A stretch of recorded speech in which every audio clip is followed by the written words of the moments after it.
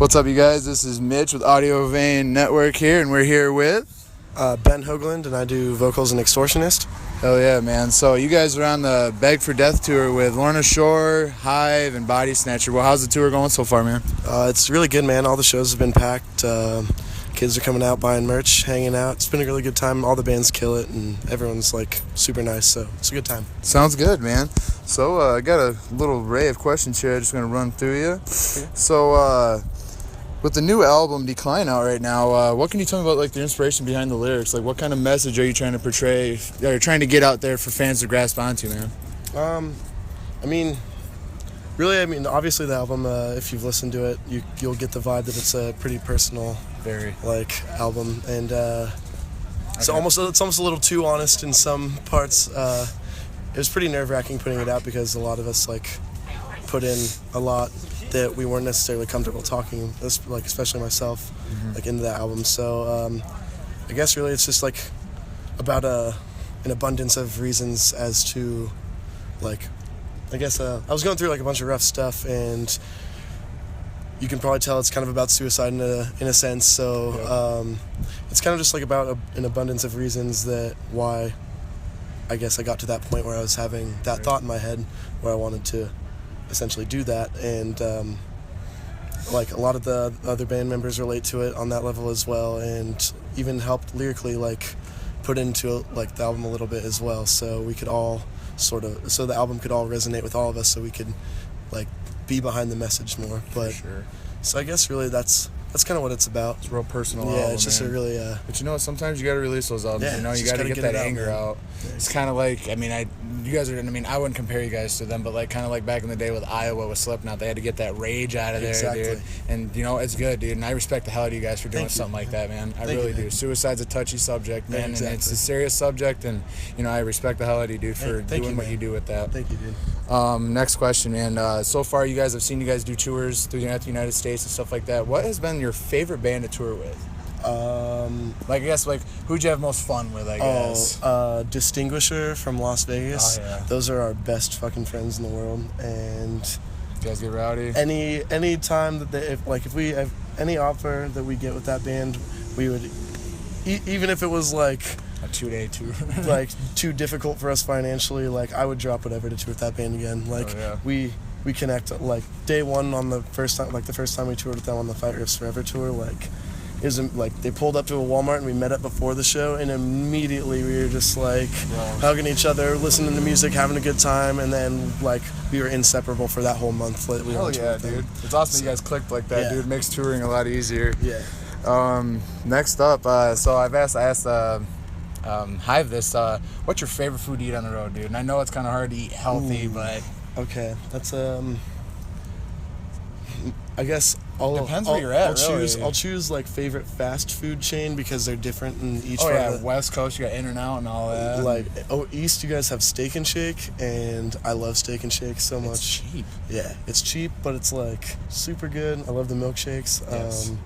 Whataburger's pretty good, and everyone rants and raves over In-N-Out, but honestly, I'm not too into In-N-Out. No disrespect, everyone loves it, and everyone yells at me for it, but I ain't gonna lie, dude. I'd probably choose Whataburger over In-N-Out. If you're ever in North Idaho, there's a place called Paul Bunyan, and it's Idaho's fast food burger joint. Dude, in my opinion, shit's on all of them, dude, by far. I'm gonna have to look that one up if I'm ever in town, man, because I do. Shit, dude, now you got me thinking about food and everything. It's awesome, man. So what have we got here? So I've seen a lot of interviewers ask this, and I always hear a lot of crazy answers. So you guys are a super heavy band, dude. What do you listen to on the road? Do you guys listen to heavy music? Do you guys listen to Katy Perry? What do you guys listen to, dude? Okay, so everyone gets so sick of me for this, but I listen to Justin Bieber, the 1975, anything that's shoegaze grunge music. Hell yeah, dude. Or what's another one? Set, man. Hey, thank you so much. Awesome. Thank you so much, man. Yeah, those three things. Like New Hundredth. I don't know if you've listened to the New Hundredth. Dude, New Hundred, they really switched their sound. Yeah, dude. I'm obsessed with it. When we would Surrender, like it was really a hardcore vibe. Yeah. Like completely like 180 their sound. Kids are jumping on it. Like some are like 50-50. I'm all about it, man. Hey, people are gonna adapt. Yeah. Also Post Malone. Post Malone, I have heard him, but I can't say I personally listened to him. I'll have to look him up. He's tight. I don't even really listen to all that stuff much, but he's sick. Yeah. So another question, an extra question I thought of while I was standing here with you. If you could have one vocalist guest vocals on your next album, who would you pick, man? Oh, shit. Anybody. It won't be anything heavy. It doesn't have to. It doesn't even have to fucking be like Phil. People always say like Phil Bozeman or Dan Watson from Infinite. Or, Yeah, we have him and like Adam from Oceania, which is awesome. Yep, Adam's a good guy. But if I had to choose, I'd like. Dude, this is a tough one. I'd change it up and somehow manage to write a part where like Lane Staley could come back from the dead from Alice in Chains and like just do some like sick ass part over like something imagine cool. That Lane Staley it'd be epic, man. On Extortionist, man. Yeah, dude, that'd be like ridiculous. So totally unrealistic, but that's who I would choose. Who speaking on like people that like maybe against like you look up to, who inspired you to be a vocalist, dude? It's Chad Rulig from For the Fallen Dreams, honestly. Chad Rulig, the legend in For the Fallen Dreams. I remember when the Changes record from For the Fallen Dreams came out, like, I think it was in like 2008, on MySpace era, and I was just like, I remember just coming across it randomly right when it dropped, and immediately when I started listening to that band, like, I fell in love with his vocals and just their sound. And originally I'm a guitar player, and I'm actually the original guitar player of Extortionist, like way before the Black Sheep even came out. I was like, you guys, I noticed you guys have had a little bit of a lineup. Yeah. But like years ago, back when I was listening to them, like I used to do like backing vocals in other bands and stuff, but I was mainly a guitar player. But I don't know, I was always just really into For the Fallen Dreams for a while, and I just would be driving around in my car or something, and I'd be listening to him, and I'd just try to imitate like what he sounded like. Everybody's guilty of that. Yeah, and like just like I didn't know how to scream or do anything, and I just like kind of started like figuring it out a little bit and like trying to sound like him. So I guess as far as like doing screaming vocals go, he would be a really big influence. Him and like Phil Bozeman for sure. For sure, Phil Bozeman seems to be like a solid influence. He's like an icon in the deathcore world. Oh yeah, obviously. Philly Bo. Yeah. Gotta appreciate everything Whitechapel does. They've actually changed quite a bit too. Oh yeah, back in the day, but.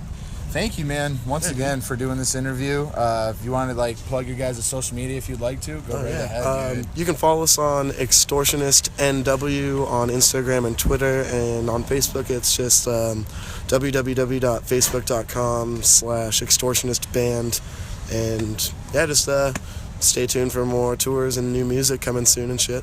Sounds good. Well, you guys get checked out the rest of the tour dates on the Back for Death tour, and also check out Extortionist's new album, The Decline. It's seriously heavy as fuck, guys. Thank you.